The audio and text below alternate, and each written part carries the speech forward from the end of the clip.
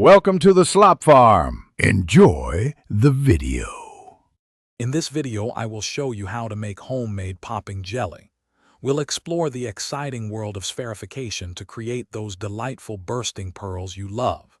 To begin, you'll need a few key ingredients: your favorite fruit juice, food-grade sodium alginate, and calcium lactate. Distilled water is also crucial for preparing your solutions, ensuring a smooth and successful process. Next, let's prepare your flavorful liquid base. Take about 150 grams of your chosen fruit juice and carefully blend in 5 grams of food-grade sodium alginate. It's important to blend this mixture until it's completely smooth with no lumps.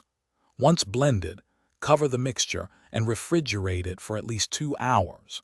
This resting period helps remove any air bubbles, which is key for perfectly round pearls.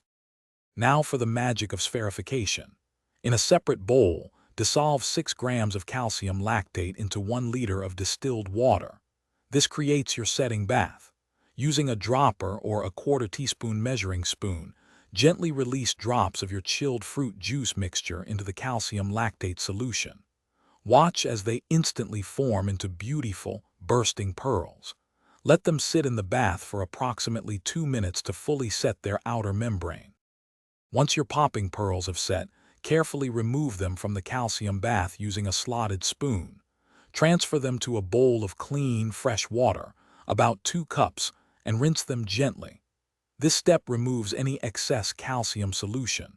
For storage, place your delicious homemade popping jelly in an airtight container and keep it refrigerated. They are best enjoyed fresh, adding a burst of flavor to any drink or dessert. Thanks for watching. Consider subscribing if we helped you today.